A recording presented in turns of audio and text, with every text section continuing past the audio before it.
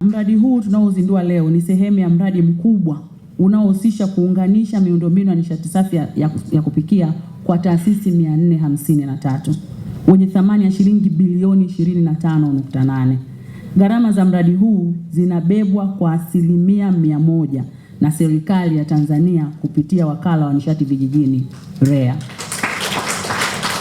Kwa wale wazazi wetu waliokuwepo zamani na viongozi wetu madiwani wanajua kupata mradi wa bilioni 25, utasikia kuna fedha za wafadhili, kuna sijui imefanyaje mkopo, lakini fedha za Watanzania sisi tunaolipa kodi ndio zinatumika leo zaidi ya bilioni 25.8 kufikisha nishati safi ya kupikia.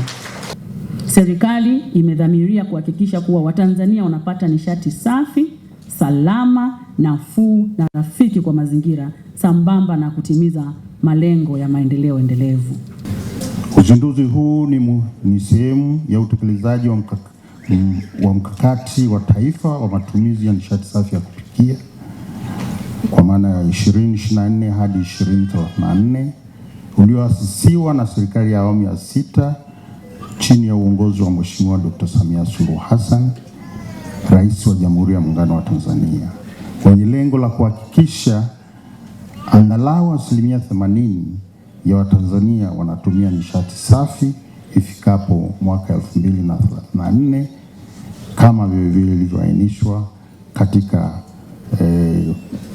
video ama wasilisho la mkurugenzi mkuu wa wakala wa nishati vijijini.